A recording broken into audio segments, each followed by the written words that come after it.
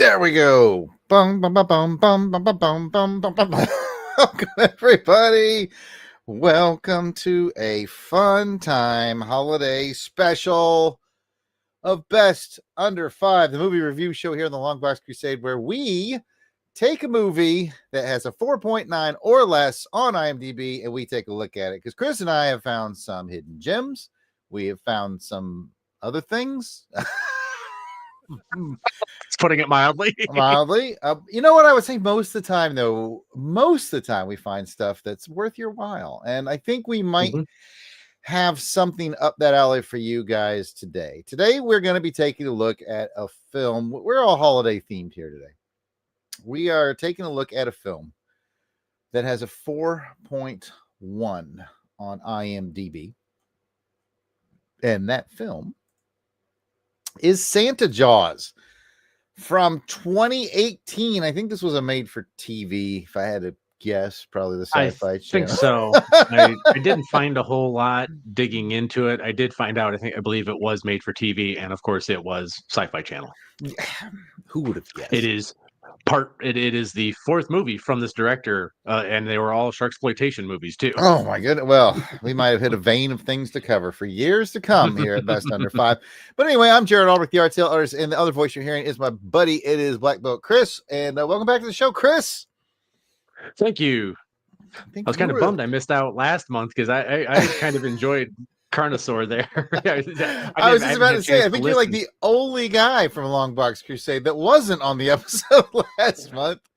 Yeah, that's the one. Did everybody like it though? Because the first time around I was like, oh man, this ain't that great. But then I watched it a second time and I thought, no, this is just some stupid cheesy fun. It's the only time I've ever seen a dinosaur be taken out by a skid steer. Yeah, I think everybody did kind of enjoy it. That's the whole thing about Best Under 5 is you have to kind of be in our headspace. I'm a big Mystery Science Theater guy. I like bad movies. Chris is learning to love bad movies here on Best Under 5. What do you mean learning to love? I do love them. I just love some more than others. So yeah. So anyway, let's see. Someone said hey in the chat. Oh, it's Captivated Hey, Kathy, it's right? The Kathy. MVP. Hello to Kathy in the chat. We welcome anybody who wants to come in and say hello and spend a little festive aquatic cheer with us as we do Santa Jaws from 2018, which again has a 4.1 on IMDb. All right, so how did we find this one? I don't remember. I think I pitched it. You dropped it in my lap because since I was going to miss last month, you were going to switch things out to Carnosaur. I'm not going to mention what we were going to do because we're still going to do that one. That'll be next month. But yeah, and then you said then we hadn't decided what we were going to do this month, and then you said, well, we were going to do what we were going to do last month this month, and then you dropped this in. You texted me, and I thought. I read the synopsis on it. And I said, I'm down for that. Let's keep it festive. Let's keep it holiday theme. I don't rightly remember who put me onto this dang movie, but you said somebody, I think, emailed you or messaged you on X. It's going to bug me. Whichever one of our listeners or viewers are that suggested this one, Merry Christmas. Because here we go. We're going to talk Santa Jaws. See, now, Santa Jaws, Chris is looking into it. He's going to figure out. Yeah. Who the heck? I don't know if you said who it was, but yeah, he said a good listener sent this to you as an idea. One of our listeners sent it. Whoever it was, we appreciate it. So here's your starring cast. It's not gonna be any names you recognize. No. It stars Reed Miller, Courtney Lorraine Cummings, Jim Clock, Carrie Lazar, Arthur Marquin, Miles Doliak, Juan Tran. The list goes on. It doesn't matter. So a listener recommended, and I apologize, a listener who I've forgotten. Please, by all means, dial 707-532-5269, 707-532-LBOX. Leave a voicemail and let me know who you were. And I'd love to play it on the show. But yeah, we got put on to Santa Jaws. It is kind of exactly what you think it is. And I guess we'll just get to it, I suppose. So I don't know. There's not much to say about how you found it. It was recommended, and it's probably readily available online. How did you watch it, Chris? I Let's see. I went to Roku and then said, "All right, where's this streaming at?" And there were a couple of places. I think I watched it on Plex, I believe. I figured Tubi would have it, and I could have swore that was the time I watched it the first time because the viewing I did Thursday night was the second time through, and I found it on Plex, but I could have sworn I watched it on Tubi the first time. But I know it is on Plex. Might also be on Pluto too. Okay. Yeah, I feel like I might have found it on YouTube and watched it there, and I have since acquired it to my own personal Plex collection because as we're about to get into, I think it's I don't want to spoil anything, but I think it's not bad. So let's talk about Santa Jaws. We'll give our thoughts on it. Then we will take a look at some of the Rotten Tomatoes reviews that I found on it. And we'll, as usual, wrap it up by putting this on the season 2 rank order. This is actually episode 5 of season 2. So we're halfway through the second season. And you know what? I always start first, and spoiler, folks, there's a lot of things, good things I want to talk about this movie, but I don't want to take them all. So I'm going to let Chris go. He hadn't been here in a while. So Chris, I'm going to give you the first round of thoughts, man. Go ahead. This is a rarity for me, but I had absolutely nothing bad to say about this movie because it was dumb, goofy fun. Me neither. There are no notes for this. And you know, I said something before we got on here. I was going to save it to why I liked it, and if it had gone any other way, I probably wouldn't have. There's a lot of sharksploitation movies out there, and some of them are really bad. Shark Exorcist. And Raiders of the Lost Shark is probably right above that. But this one, if it had been all adults playing the roles, I don't think it would have been anywhere near as good. This focused on the kids because they're the ones that they caused the problem. We won't get into how it ends yet, but they're the ones that caused the problem, and they're the ones that were going about trying to solve it with almost absolutely no help from the adults until the end. And even then, it was still up to the kids, which is, I think, why it worked so well and why I enjoyed it so much. And when Chris says kids, he means high school age. High schoolers, yes. Yeah. And I agree. And you know what? I think the young actors that they got to be in his little group of friends and whatnot were good. I thought they were all good. Yes. I don't have, like Chris, I don't have anything bad to say about this movie. What I do have is good things to say to Heinz Cook, who joined us in the chat. Merry Christmas, Heinz. And so as far as the things in the movie, I'll get into a couple and I'll pass back to Chris. We'll just play things we like because there's a lot of like in this movie. I will just say when it starts out, from the moment it starts, it starts in sort of this bonkers evil Santa Claus has this woman a captive scenario and a hero shows up and you're kind of like, what's going on? It has a lot of glorious Christmas puns. When the hero kicks evil Santa in the Jingle Bells area, I believe it makes a Jingle Bells sound. Yes, it does. From that moment, from that opening scene, that first 2 minutes, I was like, I think I'm going to like this movie because you could tell it didn't take itself seriously. It knew exactly what it was, and it knew exactly how to get maximum mileage out of what it was. So that will be my first big high. Will just be from the moment it started, I was hooked into how well the filmmakers knew what they were doing. So that'll be my first big high, Chris. Yeah, and I'm kind of right there with you. I was questioning what you got me into within those first few minutes with the fight with Hobo Santa on the boat dock. Because that's exactly what he looked like. Yeah. But then it switched over to the kid drawing a comic, and I'm thinking, okay, let's see where this goes. Right. As we find out, the opening scene ends up being a comic. These two young high school kids have written a comic book called Santa Jaws, and what we watched in the beginning was their comic as they were describing it, and they couldn't figure out how they want it to end. They're discussing it with the comic book shop owner, who will be my next big high. That guy is a very funny dude, a very comedic actor. I think he played it real well. He gets to do a lot more than you might think at the beginning of the movie. You might think, oh, he's the sort of the comic shop owner, kind of oddball friend of the young guys. and he is, but he gets involved later on, more so. So I like him. I like the Steve, which is Cody is the main character. Cody is a penciler for a comic book, and Steve is a writer. He writes the stories, and Cody draws the pictures. They've written this Santa Jaws thing, and it's rather charming. And what really kind of kicks this off, and what I really appreciate about it, and it's spoiler time, Chris. We're gonna start telling them how all this stuff happens. Is Cody is given this sort of antique pen by his grandfather, and the pen has magical powers, so that whatever Cody draws up becomes real. So Cody is continuing to draw Santa Jaws, which is what brings Santa Jaws from comic book reality into reality, which is ludicrous. And my favorite quality of Santa Jaws, and I got to let Chris talk about some stuff he liked. My favorite quality of Santa Jaws, the shark herself, is she is attracted to all things Christmas. So if you want Santa Jaws to come get you, you should be dressed as an elf, maybe be drinking eggnog as her first victim was.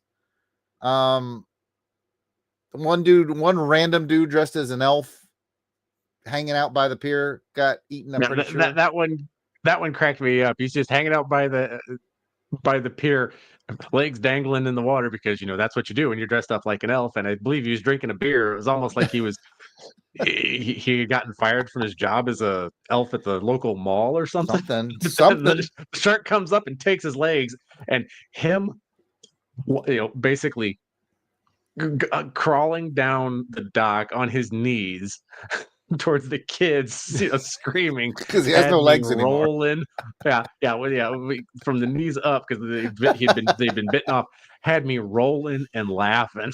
Yeah, this movie again, folks, it does everything right in the realm of it knows what it is, and it gets maximum mileage out of its ridiculousness. I think that's the best way to put it. So, yeah, very good, especially for sort of this quality movie, young actors.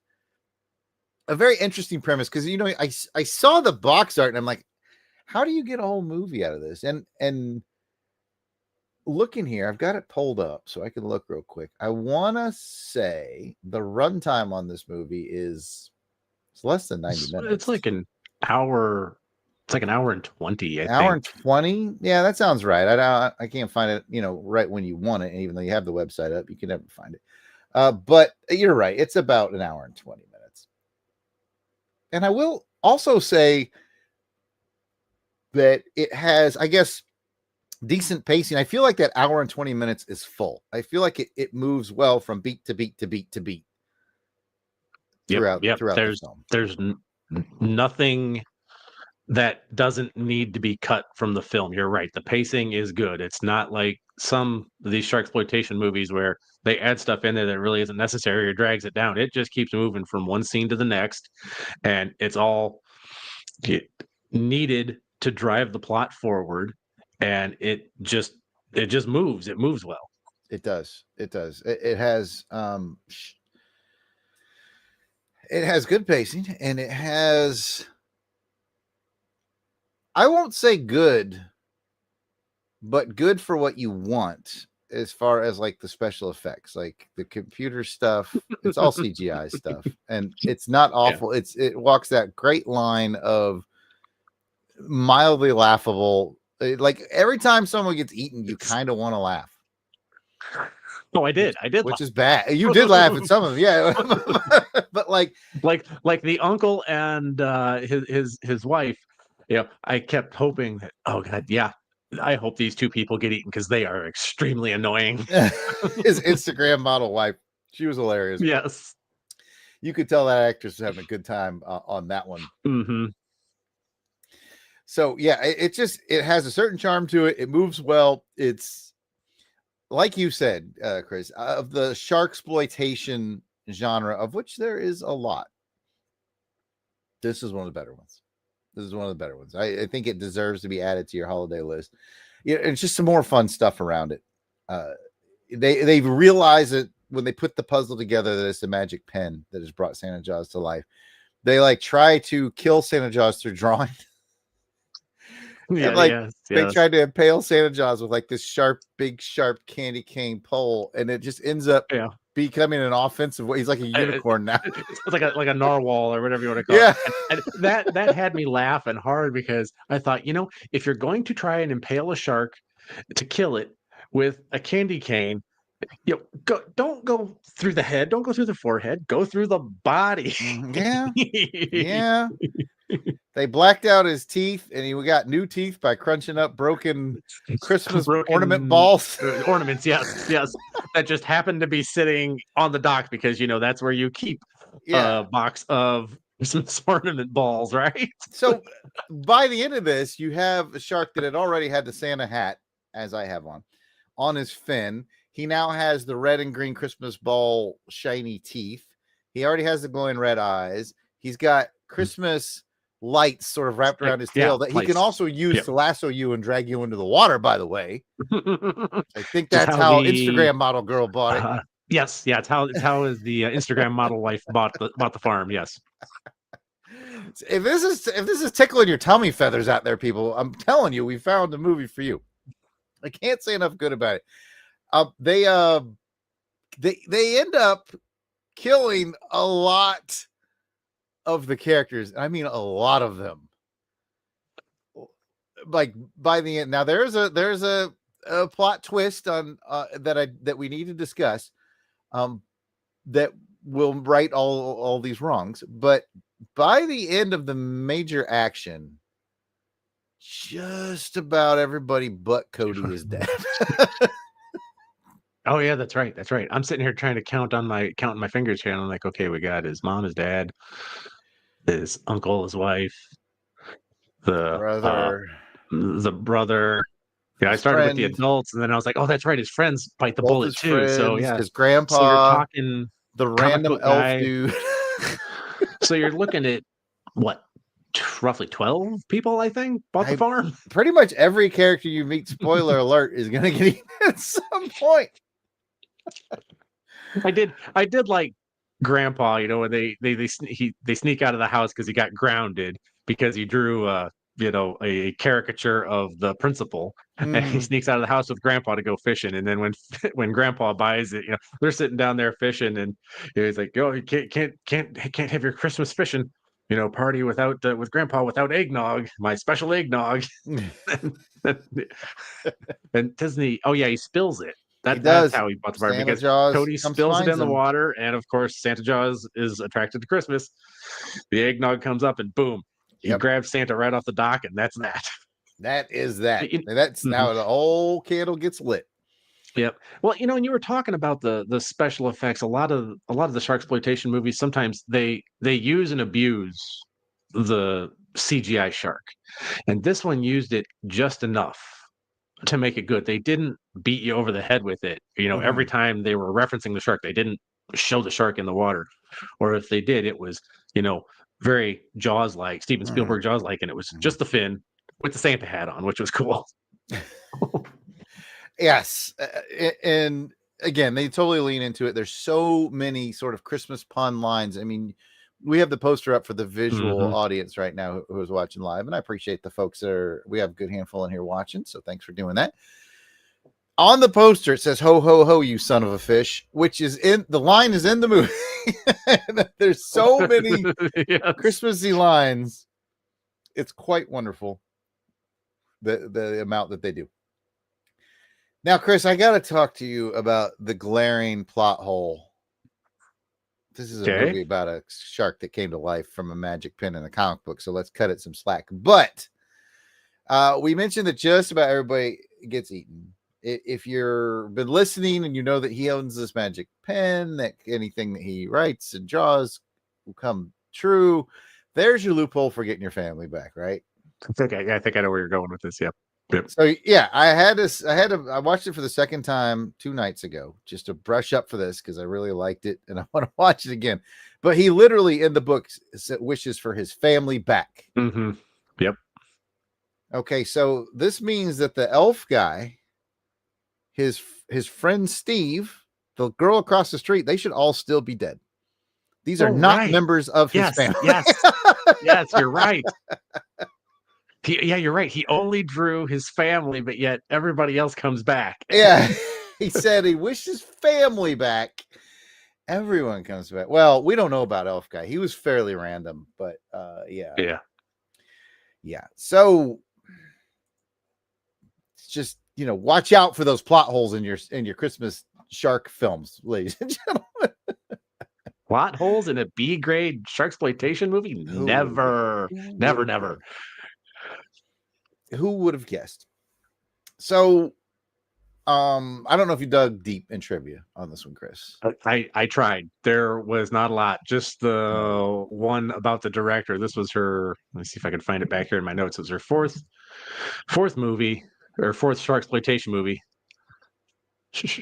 Where is it? While he's looking at it. All the way at the end. Here it is. Santa Jaws is the fourth, and as of 2025, final Z-grade shark horror comedy directed by Misty Talley. It was also teased in her previous movie, Mississippi River Sharks, in 2017. That's what I found on IMDb. I didn't find much of anything else. Misty, you have my attention. I'll be happy to check out your other shark films. Yeah, I'm curious to see what the other shark films are now. This one was not bad. Watching this one actually reminded me a lot of Zombievers, because you said this movie really leans into it. They know what they're making. They're not making high grade cinema. They're not making anything that is going to be on the big screen or hit it big on the big screen. And it's in that same vein, but just not quite the budget as Zombievers, because Zombievers, that's a pretty darn good movie. You think zombie beavers? No way. And I absolutely loved that movie. Same thing here, just a slightly smaller budget. And just oozes with charm, and it oozes with humor. They are to the point where, believe it or not, listeners, there's a part in the movie where they're trying to kill Santa Jaws by getting Santa Jaws to eat Christmas turkeys that have been loaded with gunpowder so that they can shoot the turkey and explode it. And not only that, but they're launching them. Yes, you have to get to the delivery system. The delivery system is important. They build a launcher specifically for these turkeys. And then there's a turkey launch cam. There's actually a cam that attached to the launcher so you can watch turkey's eye view as it is launched. And I was just dying. I was like, this is awesome. So yes. Yes, the turkey catapult. That was fantastic. When they were rigging it up, I thought, are they going to make a big old water balloon slingshot for these? And then it turns out to be a catapult. And I'm like, oh, this is fantastic. Yeah. That they put way too much effort into. Fantastic.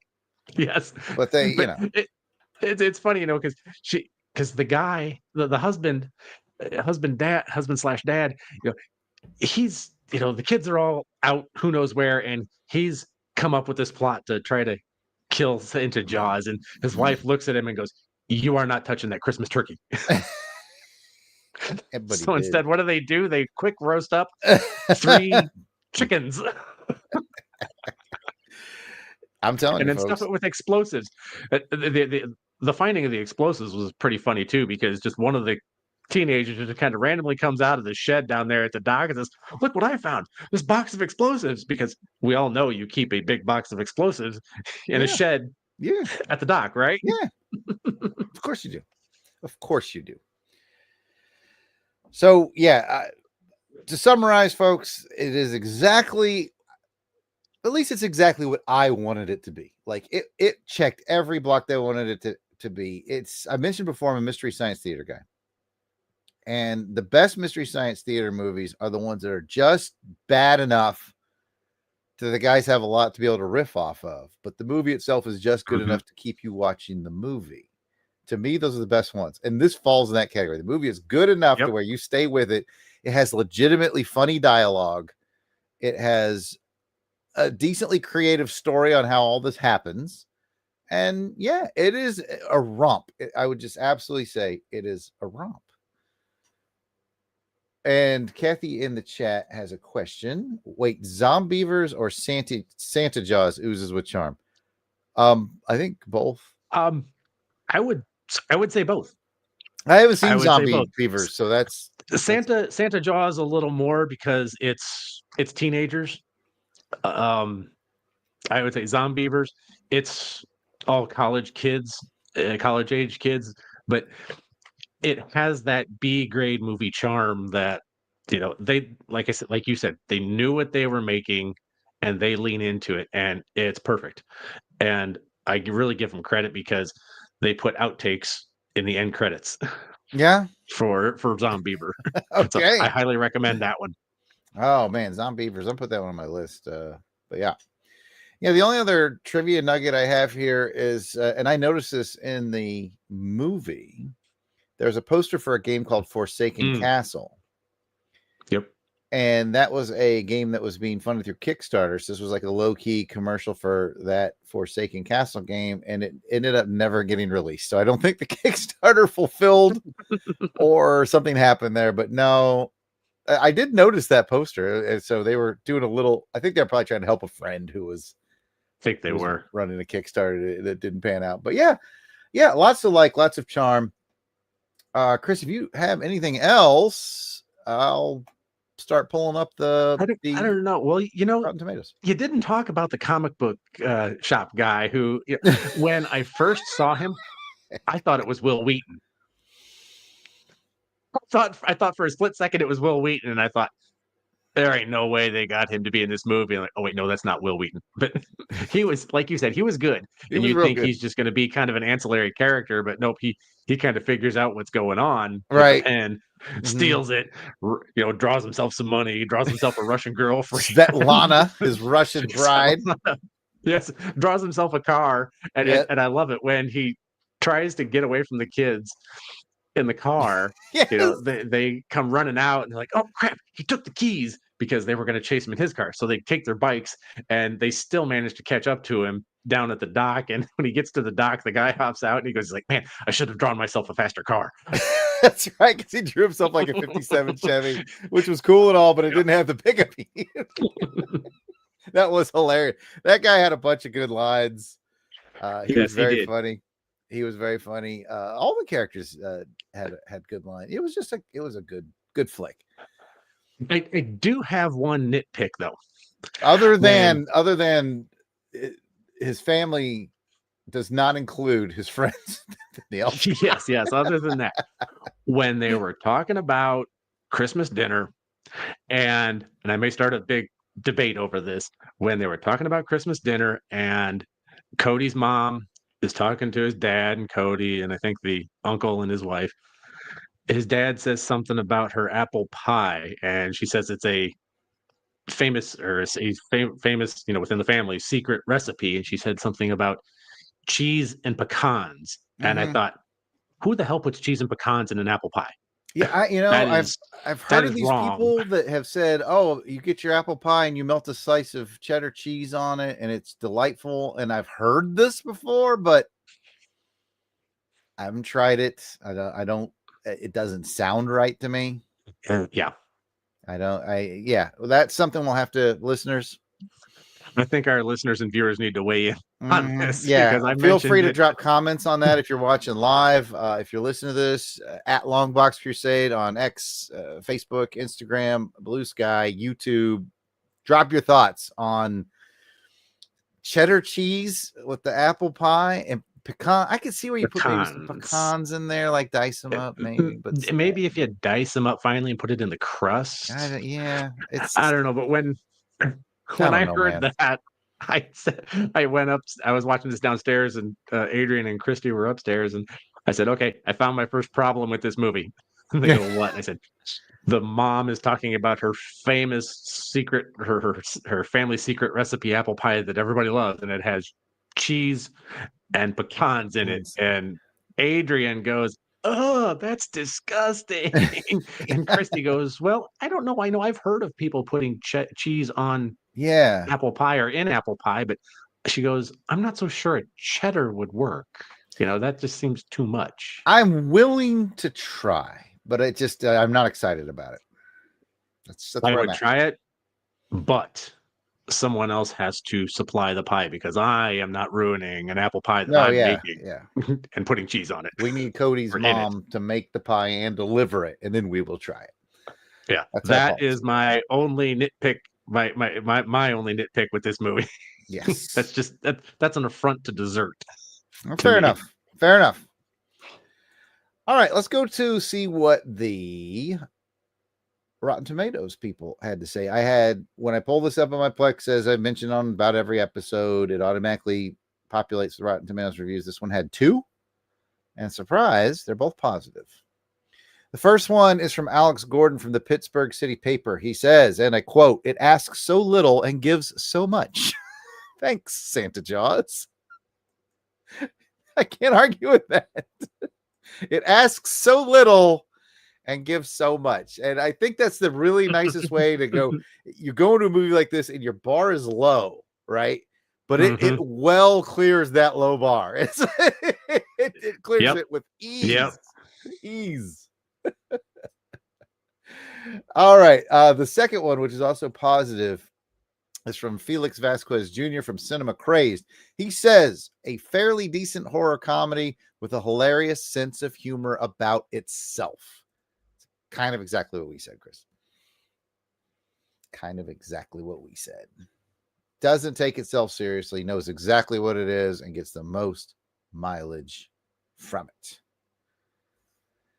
Okay, I guess it's part of the show where we'll give our scores, and then we'll check in on where it ranks on Jarrod's season 2 list. So let's double back and look at those scores, man. It currently has a 4.1 out of 10 on IMDb. Chris, I have a feeling you're adjusting it higher. And the question is how high? Yes. I'm going to bump this up to a 5.5. This was, you know what? Actually, I take that back. I'm going 6 because this far exceeded my expectations.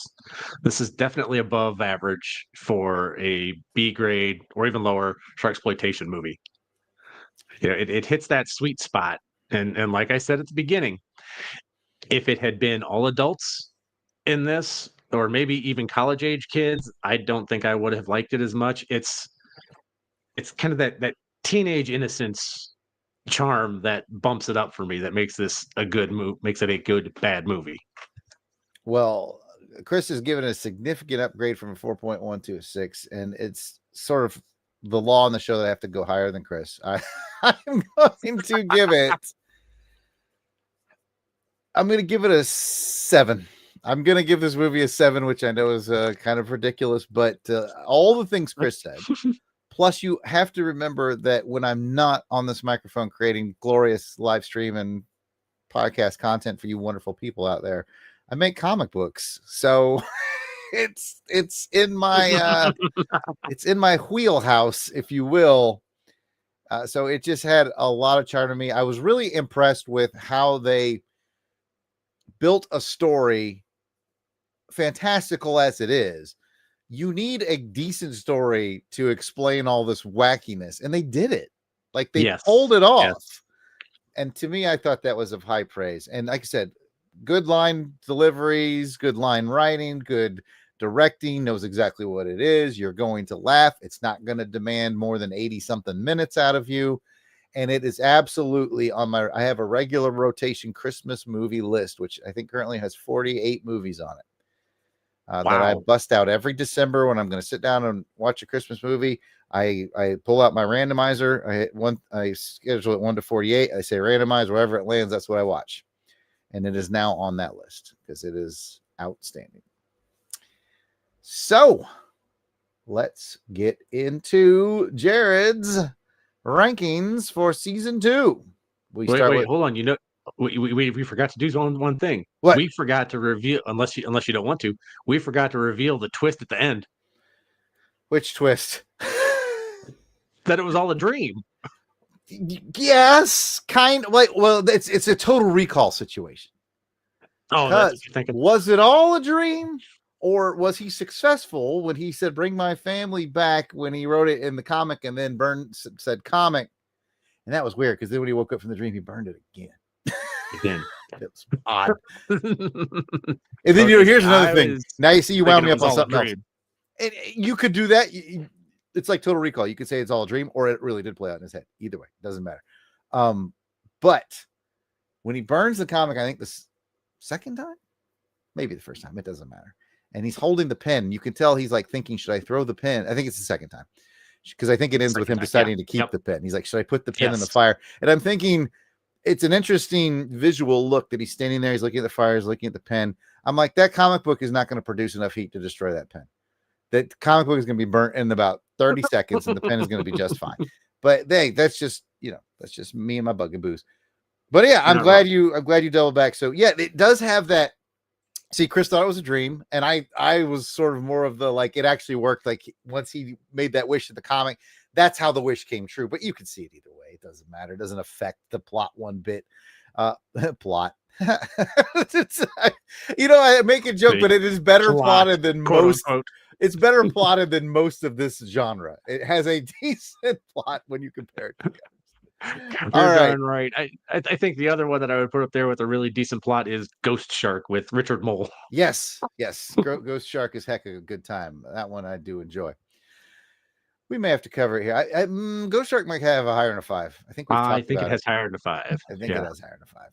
But anyway, I'm going to pull up my ranking list for season 2 thus far. Give everybody a reminder where we're at as we hit episode 5. Now, you may say, well, there's already 5 items on the list. I remind everyone that we carried over the champion of season 1, which was Jaws 3, and it was recently dethroned on my list. My list reads as follows. In the number 5 slot is Carnosaur, although I don't hate it at all. And the number 4 is the 2010 Sherlock Holmes. That's the sort of weird Sci-Fi Channel movie one, not to be confused with the Robert Downey Jr. flicks. Number 3, Assassin from 1985 with Robert Conrad. Number 2 was the champion of last season, Jaws 3.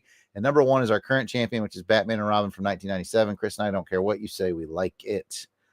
I want to say, hey, what up to Billy D, who stopped by in the chat to wave at us and give us shark emojis. And he also said Batman and Robin over Jaws 3 is blasphemy. And I will say this. It's really, really close with those two. Like, that is a tight grouping right there. Well, it's one of those where, on any given day, I could probably switch one absolutely. and 2. Yes, on any given day. And I actually considered, as we close out this season, I was like, is there a possibility I could reconsider that and switch him? And I might. I don't know yet. I honestly don't know yet. So we'll see. But for this episode, let's find out where Santa Jaws is going to fit in. Would you like to tell me where you'd put it, Chris? And then we'll see where I'm going to put it. I'm going to put it at number 4 above Sherlock Holmes and Carnosaur, because I enjoyed this one thoroughly, and more so than Carnosaur and Sherlock Holmes. Yeah, Carnosaur was just stupid, and it was stupid fun, from Roger Corman production. But this one was dumb fun. It was entertaining. It made me laugh, and I really liked. So I'm putting it in the number 4 spot above Sherlock Holmes and Carnosaur. Other than that, I would bump Sherlock Holmes and Carnosaur down and slide in Santa Jaws right there in the 4 spot. All right, we are not far off on this. Here is my latest ranking. Oh, I gave it the 3 spot. Just a little better than Assassin with Robert Conrad, which I really did enjoy. Honestly, this grouping right here, this grouping of 6. So I have it at number 3 between Jaws 3 and Assassin from 85. This grouping of 6 is all pleasant to me. Like, if you were popping one of these in just for us to watch and just kick back and have some pizza and laugh and enjoy ourselves, I'd be down for any of them. I wouldn't be mad, and that's kind of how last season worked out. We had 10 movies. We had one that I probably would be mad about. And that I say, don't tell me that. I know there's one that you would not like. And then it also had Grease 2, which I don't know if I'd be mad. It'd just be like, it's just Grease 2 doesn't do a lot for me. That's all. I'm very ambivalent on Grease 2. I'm trying to remember what podcast I was listening to recently, but Grease 2 came up in the discussion when they were talking 80s movies, and a couple of the guys on there said that, because it was the 2 regular hosts, and then I think they had a couple of guests, and out of the 4 of them, 2 of them said that they really liked Grease 2, and I thought, really? You guys don't strike me as the Grease 2 kind of people. Oh, they're out there. One of them's in our chat.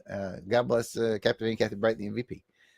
All right, so that's where it sits. Santa Jaws sits in the number 3 spot for this season. We are halfway through the season. We'll be bringing you 5 more films, and we will crown ourselves a new champion at the end of the season. Chris, you got anything for the folks before we go? I do not. I think we pretty well covered it. Yeah, Santa Jaws is just it's fun, folks. If you're looking for something fun to put on this holiday season, go ahead and do it. I would say it's PG-13ish. It's a little bit violent, but the violence is a little cartoony. I mean, it was made for TV sci-fi, so it's about as far violent as you can go for a made-for-TV movie on cable. So if you got little ones out there, maybe not Santa Jaws, but your kids are your kids. But I'd say if they're maybe 12 and older, they'd probably be all right. That's just I would even go 11. Depending on the kid. Yeah, like my son. My son is 11, and I asked if he wanted to watch it, but he was like too busy, doing the important stuff that 11-year-olds do, like Minecraft. And I would go, "Oh man, like video games, right?" And I'd yell, "Oh man, Santa Jaws is about to eat somebody!" He'd come running out to see who got ate, and then he'd go back to play his game, which is not a bad way to do this movie. I'm not gonna lie. He's not wrong. The kills were pretty good. Yeah, they were. So there you have it, done and dusted, ladies and gentlemen. Santa Jaws from 18? Did I make that up? Yes, 2018. 2018. Okay. And 4.1 on IMDb. And Chris and I are going much higher. He gave it a 6.6. He gave it a 6.0. I gave it a 7.0. Or did you go 6.5? I went 6.0. You should have done the Price is Right bidding and just gone 0.1 over me. There we go. So that'll be it from us. I know we have teased a certain Sylvester Stallone film a couple of times on this show that has been put back. Look for it next month. We're going to try and finally knock that one. I'm looking forward to it because I've never seen it. So you've never seen it? Never seen it, period. So yeah, and I'm a Stallone fan, and I like all his stuff. So I'm looking forward to that. But I guess that's it for me and Chris here at Longbox Crusade headquarters. If you want to chat with Chris or I personally, I am at Yard Sale Artist on X, Facebook, and Instagram. Chris, where can the folks find you? They can find me on X at BlackBeltX21. BlackBeltX21. He's always posting about movies and silliness and that kind of thing. Recommended. And of course, the Longbox Crusade is just about everywhere you look. If you type Longbox Crusade into a podcatcher, into YouTube, into your social media, you are going to find us. We would love for you to follow us, chat with us. We have grown a community of really great folks, and we'd like to add you to that if you are also a really great folk. Until then, and until next time, just remember that this particular podcast has been rated B for bye. And Chris and I are going to act frozen.